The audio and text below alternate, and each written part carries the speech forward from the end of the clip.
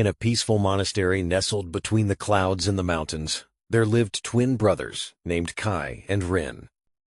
They shared the same face, the same age, and even the same voice, yet their souls vibrated at completely different frequencies. Kai was like a steady river, flowing with purpose, while Ren was like a leaf in the wind, drifting wherever comfort took him. One crisp Sunday morning, the Grand Master summoned them. He handed each brother a basket of rare medicinal seeds and a blank scroll. "My sons," the Master said, his voice deep like a temple bell, "tomorrow, the High Sage arrives. You must present him with this scroll filled with the handwritten Sutra of Patience, and these seeds must be planted in the North Garden. How you spend your hours today will determine your peace tomorrow." Kai bowed deeply and wasted no time. He understood a fundamental truth of Zen, that the hardest work is best done when the mind is fresh. He sat by the window, letting the morning sunlight illuminate his parchment, and began to write. He didn't see the task as a burden, but as a meditation. Each stroke of ink was a breath. Each planted seed was a prayer. By noon, his hands were stained with ink and soil, but his heart was light. He had finished. He spent the rest of the afternoon sitting by the waterfall, enjoying the true luxury of a free mind. Before we see what the other brother did, take a moment to ask yourself, are you the type to finish early, or do you wait until the pressure hits? If you want to master your time, hit that subscribe button right now to join our community of wisdom. Ren, on the other hand, laughed at his brother's rush. "Kai, why are you acting like the world is ending?" Ren joked, stretching his arms wide. "The sun has just risen. We have 12 full hours.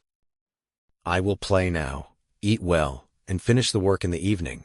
I work better under pressure anyway." This is the lie we all tell ourselves, isn't it?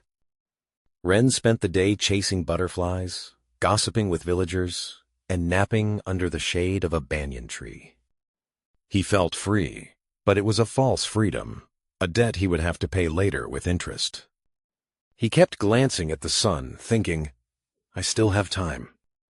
But time is a tricky thief. It steals moments when you aren't looking. As the sky turned a deep, bruised purple and the sun began to vanish, panic struck Ren's heart like a lightning bolt. The air grew cold, and the light faded. He rushed to his desk, his hands trembling. He couldn't see the lines on the paper clearly.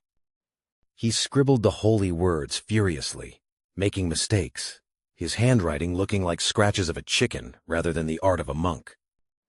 He then ran to the garden, tripping over roots in the darkness. He threw the seeds into the dry, untilled earth, hoping for a miracle. He was sweating, stressed, and miserable. The exact opposite of the peace he sought. If you have ever felt this late-night panic because you procrastinated, like this video right now so we know we are not alone. When the master returned the next morning, the difference was heartbreaking. Kai presented a flawless scroll and a neatly watered garden row. Ren presented a messy, ink-blotted paper and seeds that had already been eaten by birds because they weren't buried deep enough. The master looked at him with eyes full of compassion and said, "Ren, stand up. Do not blame the sun for setting. It set at the same time for Kai. You are not a victim of bad luck. You are a victim of your own delay." The master continued, offering a lesson that applies to every single one of us watching today. Procrastination is the arrogance of believing that the future belongs to you. You traded the peace of the morning for the pleasure of the afternoon, and now you pay the price in the evening.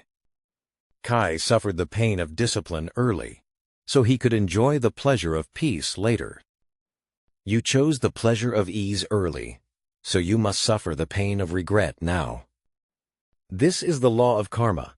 It is not punishment. It is simply consequence. From that day forward, Ren stopped saying, "I will do it later." He realized that later is a place where dreams go to die.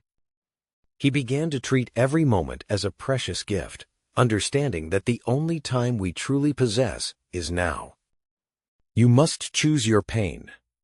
The pain of discipline, which weighs ounces, or the pain of regret, which weighs tons. Be like Kai. Do the hard thing first, so you can live the rest of your life in peace. We hope this story awakened something in you. If you are ready to stop procrastinating and start living with purpose, comment, "I choose discipline," down below. Don't forget to share this video with a friend who needs to hear this, and subscribe to Zen Wisdom Guru for your daily dose of clarity.